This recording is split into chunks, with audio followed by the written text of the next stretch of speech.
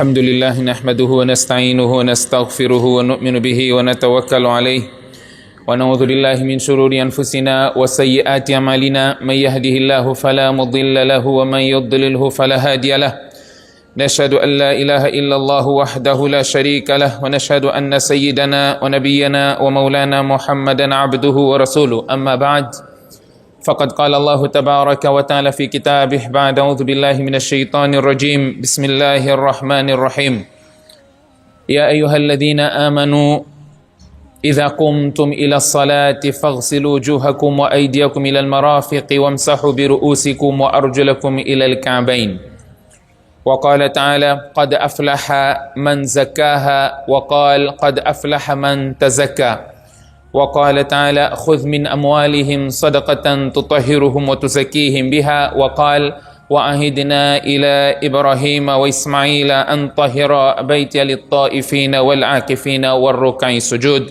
صدق الله العظيم وقال نبينا محمد صلى الله عليه وسلم الطهور شطر الإيمان رواه مسلم وقال عليه الصلاة والسلام في حديث آخر كما رواه مسلم أيضا لا تقبل صلاة بغير طهور. Estimados irmãos e irmãs, sintam-se cumprimentados com a saudação do Islã. Assalamu alaikum wa rahmatullahi wa barakatuh. Todos os louvores pertencem a Allah subhanahu wa ta'ala, Senhor dos mundos, beneficente e misericordioso, Senhor do dia de julgamento, aquele a quem adoramos e a quem imploramos ajuda, e que as bênçãos sejam derramadas ao mais nobre dos profetas, Muhammad bin Abdillah, sallallahu alaihi wasallam, em particular no dia de hoje, conforme a sua recomendação, inna min afdali ayyamikum yawm al-jumu'ah, o vosso melhor dia é a sexta-feira, fakthiru aliyya min as-salati fih, enviem abundantemente bênçãos para mim, fa inna salatakum ma'rudatun aliyya, porque as vossas bênçãos ou as vossas saudações me são transmitidas. O profeta sallallahu alaihi wasallam recomendou este ato em particular às sextas-feiras, apesar de existir uma virtude especial daquele que envia abundantemente o salatu salam para o profeta sallallahu alaihi wasallam, dizendo sallallahu alaihi wasallam ou dizendo Allahumma salli wa sallim wa barik alayhi ou Allahumma salli wa sallim wa barik ala Muhammad wa ala ali Muhammad, a forma que ele quiser enviar saudação ao profeta sallallahu alaihi wasallam. O tempo nunca é suficiente e eu preparei aqui uma sequência para fazer a apresentação neste masjid, sempre que eu aqui estiver, dar uma continuidade de um tema particular. Achei pertinente começar com a purificação. Purificação, quando nós falamos de purificação, qual é a percepção que nós temos de imediato na nossa mente? O que é? O que é purificação? Fazer wudu. Pois não? Fazer wudu. A purificação está muito além do wudu. Muito além do wudu. Quando nós falamos da purificação, temos a questão da purificação do corpo, em um aspecto, purificação da roupa, purificação do lugar da adoração, purificação do coração, purificação da alma. Por isso que o meu tema aqui é a pertinência da purificação na vida do muçulmano e as suas ramificações. Vamos ver que a importância da purificação condiciona a entrada do Jannah. Se você não estiver purificado, você tem um condicionalismo, uma barreira para você entrar no Jannah. Portanto, é extremamente importante. E a sua ramificação, quanto ele se divide, subdivide em vários outros ramos. É verdade que temos o particular, que nós todos entendemos, o principal, que é o wudu. Antes do wudu até temos o banho, o ghusl. Muitas pessoas podem pensar que estão purificadas simplesmente porque fizeram o wudu, mas não tem wudu, porque a condição principal antes do wudu, que era o banho, não foi cumprido. Podia até ter feito o banho, mas o banho não foi bem feito. Consequência, nem salat dele vale, apesar de ter feito o wudu da melhor forma. Mas porque o banho não estava bem feito, condicionou a validade do seu wudu e, consequentemente, a validade do seu salat.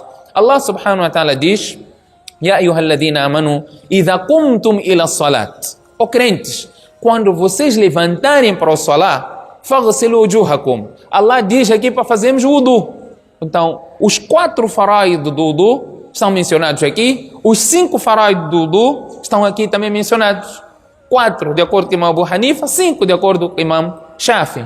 Condições fundamentais para o wudu. A diferença é que existe. Imam Shafi considerou niya como também condição, enquanto que Imam Abu Hanifa diz niya é algo intrínseco. Está lá, não é possível você fazer sem niya. Você quando quer fazer salat, o niyat já está lá, que quero fazer salat. Então este já é niya. Então Imam Shafi diz exatamente isto que você está a dizer, que ele está a contar. Se isto não estiver lá, então o seu salat não existe. Portanto, os dois, por vezes nós vemos 2 pessoas a discutirem, não é, ideologias diferentes que estão a falar a mesma coisa com uma língua diferente. Portanto, os dois mencionam que esta condição está lá. Portanto, Allah subhanahu wa ta'ala menciona esses aspectos. Idha qumtum ila salah. Aqui vemos, se nós formos a ver o que Allah mencionou aqui, faghsilu wujuhakum, lavai as vossas caras, wa aydiyakum ila al-marafiq, os vossos braços até o cotovelo, wamsahu bi ru'usikum, façam massah da cabeça, wa arjulakum ila al-ka'bayn, lavam os vossos pés até os tornozelos. Alguém pode dizer, onde está aqui o niya? Imam Shafi contou, idha qumtum ila salah, quando vocês levantarem para o salah. Então levantou para quê? Para o salah. Então o niya já está lá. Portanto, Imam Shafi contou também niya neste versículo do Corão. Portanto, aqui, antes nós falamos do wudu propriamente dito, conforme eu disse, existe banho. Eu vou falar isso no momento certo, na oportunidade certa. Estes detalhes não vou correr, porque não vou acabar os conteúdos. Não vou acabar, por mais que eu me foque só para falar da purificação, não vai ser suficiente. Vamos ficar a falar até Isha, também não vamos terminar. Então, a não ser que queiram que façamos isso. Se vocês têm muito tempo para fazermos isso, conforme tem sido prática de álimos, diz, antes de começar, o tempo não é suficiente. Não houve muito isso, né? Então, teve um baile, não, vai, pode falar, nós temos tempo hoje. Fala quanto você quiser.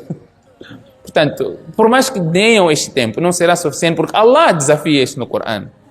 لو كان البحر مدادا لكلمات ربي لنفد البحر قبل أن تنفد كلمات ربي.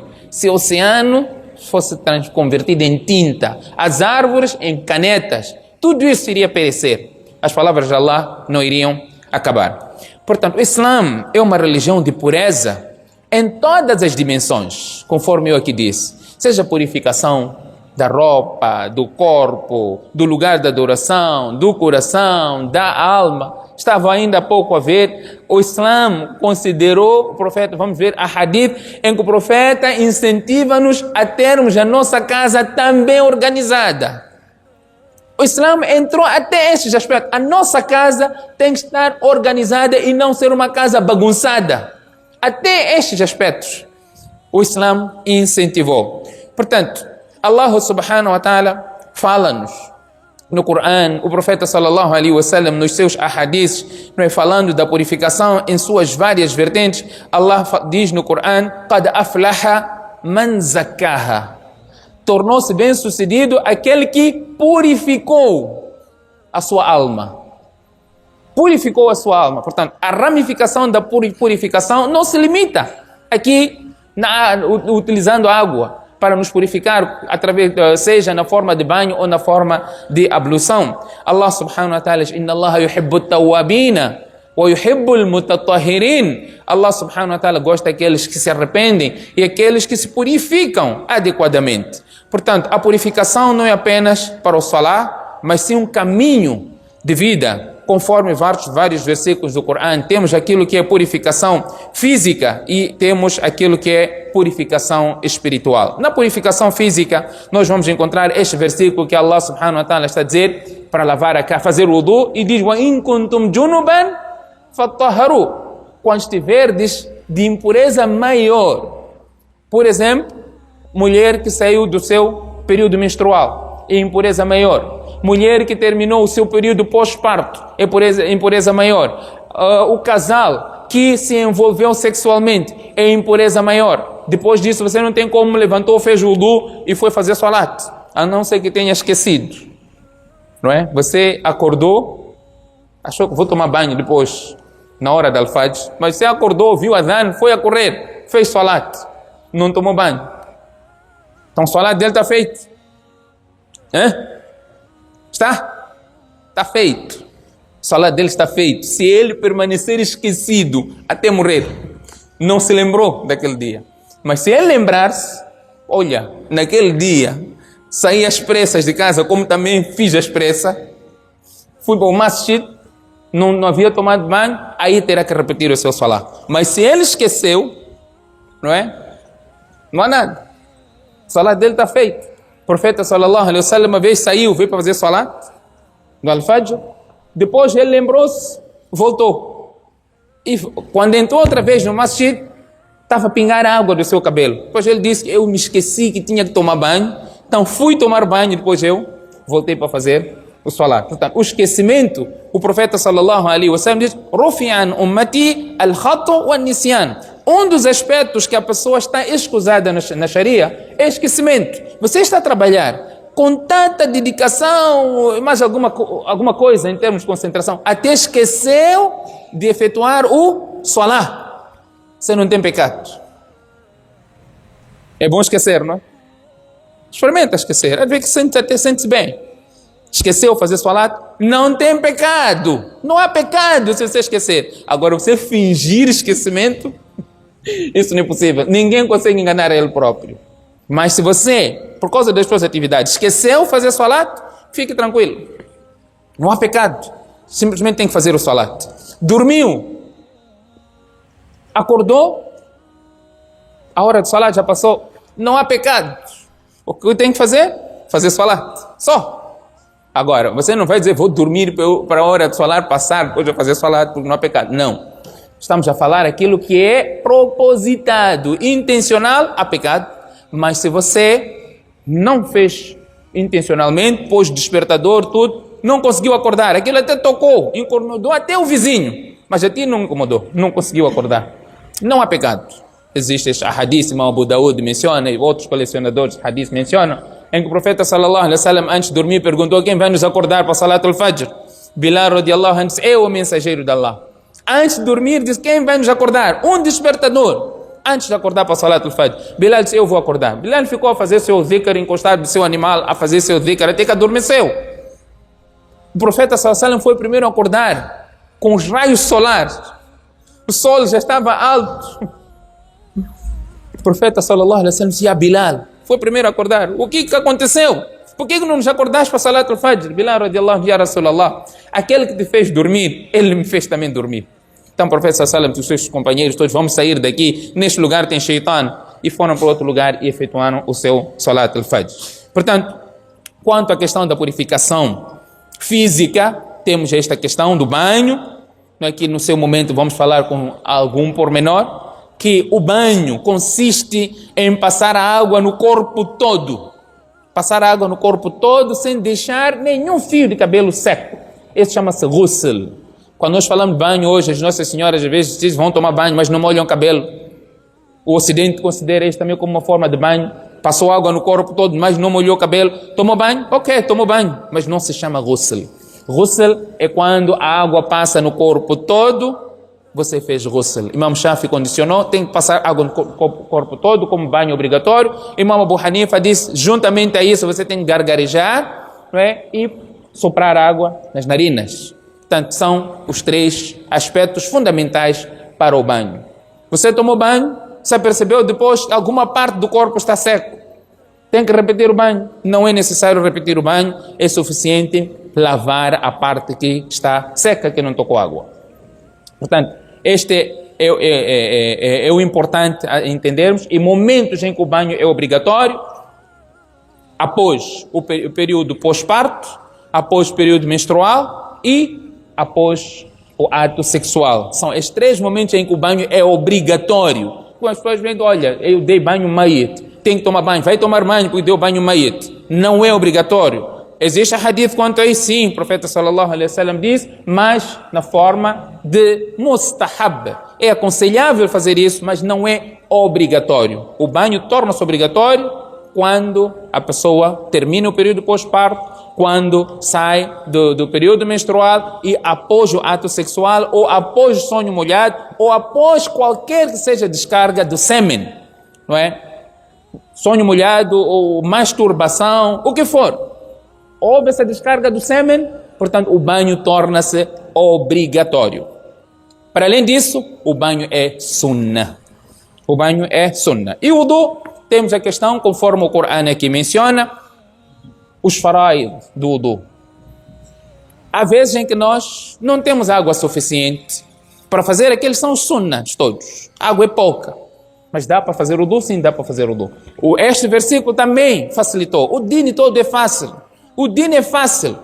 Quando há dificuldade, logo o sharia tem uma saída.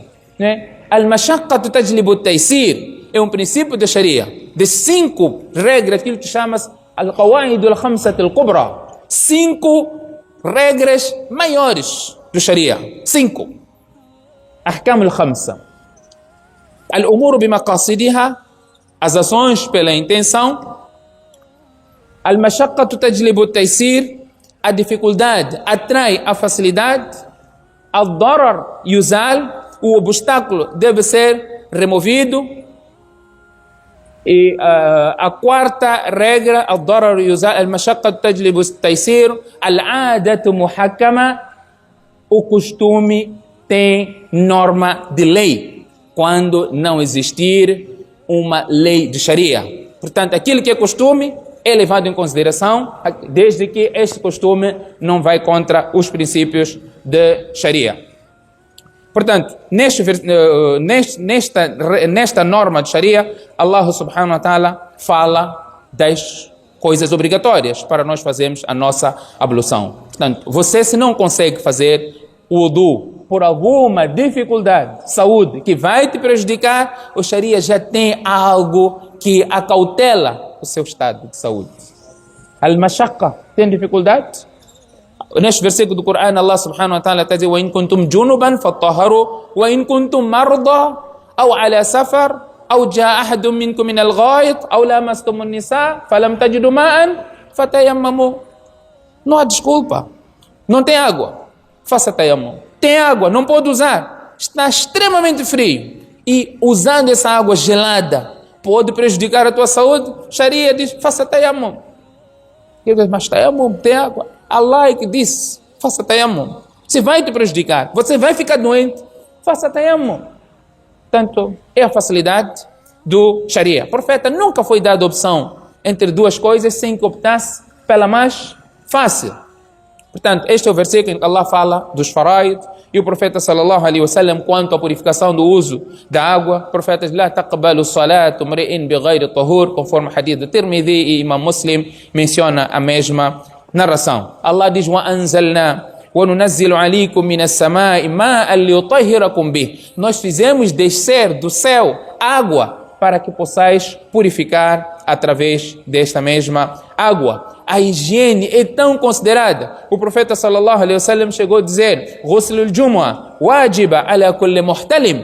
O banho da sexta-feira é obrigatório para todo aquele que atingiu a puberdade. Este era nos primórdios do Islã, que esta norma posterior foi abrogada. E vários ahadiths mencionam esta questão da abrogação. E quando é que isso foi instituído? Quando é que o profeta sallallahu alaihi wasallam disse acerca da obrigatoriedade do banho? Era pelo tipo de trabalho que os sahabas faziam, a condição ambiental que eles viviam, o tipo do masjid deles. O masjid, conforme o hadith de Ibn Abbas, hadith encontra-se no Sunan at-Tirmidhi, ele fala: eu vou mencionar quando é que o banho tornou-se obrigatório. Abdullah ibn Abbas está a dizer que os sahabas vestiam roupa de lã grosso, algodão grosso. A temperatura era uma temperatura muito alta, muito quente, e suavam. E trabalhavam com o quê? Trabalhavam na agricultura, nas machambas. Outros trabalhavam nos mercados. Faziam o quê? Sahabas. Carregavam bagagem das pessoas. Não é? Como se chama aqueles que carregam bagagem? Carregador. Carregador é um nome bonito. gai, o que for. Sahabas faziam, está falando um nome muito bonito, vou falar os nossos nomes. Sahabas faziam este trabalho digno. E sustentavam, aquilo que ganhavam, iam sustentar as suas famílias. Abdullah bin Abbas está a dizer, sahabas faziam este trabalho. E o profeta não gostava do cheiro negativo. Uma vez o profeta entra no masjid, Abdullah bin Abbas está a dizer, o masjid, o profeta sallallahu alaihi wasallam, o teto era baixo, o teto era de folhas de tamareiras, era baixo, profeta, e a sexta-feira era o dia em que as pessoas aglomeravam-se no masjid. Nós hoje temos o costume de qualquer cantinho que nós temos, fazemos nossos masjids. Eu estive em Pebane, na Zambésia. Naquele percurso, a sair de Pebane para a estrada principal, para aquele mano, você não anda 10 metros, 15 metros sem que tenha um masjid. Não é este o propósito. O propósito do masjid, em particular no dia de Jumu'ah, é ter maior jama'a, maior congregação. E é o que acontecia no tempo do profeta sallallahu alaihi wasallam. Existiam outros massajids, mas todos saíam dessas mesquitas e vinham fazer Jumu'ah com o profeta sallallahu alaihi wasallam no Jami'. Chama-se até, se vamos ver os livros de fiqh, diz no Masjidul Jami', no Masjid central, onde todos podem caber. Quanto maior for a aglomeração, melhor é. Por isso que no dia de Eid, nós fazemos num lugar aberto para ter maior aglomeração. O propósito é mostrar esse número de muçulmanos. Hoje todos nós, cada um quer fazer a sua mesquitinha. Aqui tem uma mesquita, aquele quer outra mesquita. E o problema qual é que é até? Todos queremos mandar. Todos nós queremos mandar. Se você está numa mesquita, tem pequena confusão. Eu vou fazer outra mesquita. E faz aí ao lado mesmo. Dividir os jamaat. Não é este o propósito do Islã, de ter muitas mesquitas. Não. É ter uma comunidade consolidada. As pessoas estarem juntas. As pessoas se encontrarem mais. É o que acontecia no tempo do profeta sallallahu alaihi wasallam. Nos Jumu'as, eles vinham todos fazer o Jumu'ah no mesmo local. Então, Abdullah bin Abbas está a dizer, o profeta sallallahu alaihi wasallam saiu uma vez e sentiu aquele bafo de suor no masjid. Então o profeta sallallahu alaihi wasallam chamou a atenção aos companheiros, quando virem para o Jumu'ah, tomem banho antes. Então quando as coisas tornaram-se mais folgadas, então esta prática, esta norma foi abrogada. Até uma vez, Umar radiallahu anhu, perguntando ao Uthman radiallahu anhu, que chegou um pouquinho atrasado no masjid, disse, por que você atrasou? O Uthman disse, eu só ouvi adhan, fiz o wudu e vim para o Jumu'ah. Não fiz banho. Portanto, fica aqui, dentre várias outras provas e incidentes, em que mostra que este banho foi abrogado, portanto, tornou-se sunnah e não uma prática compulsória, conforme antes era. A ablução, ou por outra, a purificação, nós alcançamos a purificação também através do uso da água, conforme este versículo do Corão e os ahadiths do profeta sallallahu alaihi wasallam. E o primeiro versículo que mencionei, para nós nos purificarmos utilizando a água. O profeta sallallahu alaihi wasallam diz, إِذَا تَوَضَّعَ الْعَبْدُ الْمُسْلِمِ فَغَسَلَ وَجْهَهُ. O profeta está a dizer, quer dizer, quando alguém faz a ablução e quando ele lava a sua cara, nesta ablução, quando lava a sua cara, os pecados todos caem. وخرج من وجهه كل خطيئة نظر إليها بعينيه مع الماء. Com esta gota da água que vai caindo da sua cara, os pecados praticados pelos seus olhos, aquilo que ele viu que não tinha que ver, que é proibido ver, os pecados são lavados através dessa água que este indivíduo está a lavar a sua cara, e o mesmo acontece com todas as outras partes do seu corpo. A purificação não se limita somente, conforme disse, o wudu, o banho. Há vezes em que a purificação é purificação dos bens. Ramificação da purificação dos bens. Allah subhanahu wa ta'ala diz, خُذْ مِنْ أَمْوَالِهِمْ صَدَقَةً تُطَهِّرُهُمْ وَتُزَكِّيهِمْ بِهَا. Allah subhanahu wa ta'ala está a dizer ao profeta sallallahu alaihi wasallam, toma dos seus bens uma caridade que os purifica e os faça crescer. Portanto, a caridade você dá, o pagamento de zakat é uma forma de purificação dos seus bens. Purificação da Kaaba, por exemplo, Também Allah subhanahu wa ta'ala fala de tahir, purificar o Kaaba. Como é que vai purificar o Kaaba? Lavar com água. Não é o alcance da purificação. Neste caso, Allah subhanahu wa ta'ala diz: وَأَهِدْنَا إِلَى إِبْرَاهِيمَ وَإِسْمَعِيلَ أَنْ طَهِّرَ بَيْتِيَ لِلطَّائِفِينَ وَالْعَاكِفِينَ وَالرُّكَّعِ السُّجُودِ. E ordenamos a Ibrahim e Ismail que purificassem a minha casa para os que fazem o tawaf e para os que se retiram em devoção e para os que se inclinam e se prostram. A purificação era afastar os ídolos da casa de Allah subhanahu wa ta'ala do Kaaba. Profeta sallallahu alaihi wasallam, os ahadith, aqui estou a fazer um casamento entre os versículos do Corão e ahadith do profeta sallallahu alaihi wasallam. Profeta sallallahu alaihi wasallam, conforme o hadith de Abu Huraira, o hadith encontra no Sahihain, no Bukhari Muslim, na autoria de Abu Huraira, ele diz: "Sami'tu Rasulullah sallallahu alaihi wasallam yaqul: أرأيتم لو أن نهرا بباب أحدكم يغتسل فيه كل يوم خمس مرة هل يبقى من درنه شيء?" Aquele indivíduo que na porta da sua casa tem um riacho em que ele tem que atravessar este riacho 5 vezes por dia. Será que alguma imundícia ainda prevalece no seu corpo? Os companheiros do profeta sallallahu alaihi wasallam disseram: não, o mensageiro de Allah. O profeta sallallahu alaihi wasallam diz: o mesmo acontece com aquele indivíduo que efetua a ablução 5 vezes ao dia para efetuar as 5 orações. A purificação, Allah subhanahu wa ta'ala aceita aquilo que é puro. Ilayhi yas'adul kalimu tayyib wal amalu salih yarfa'u. A ele ascende a boa palavra e a boa obra que eleva. Portanto, aqui temos outra vez a questão da purificação em várias outras vertentes. Allah diz: fajtanibu ar-rijsa min al-awthan, afastai-vos da imundície dos ídolos. Portanto, a purificação dos ídolos, afastar, é também considerada como uma forma de purificação.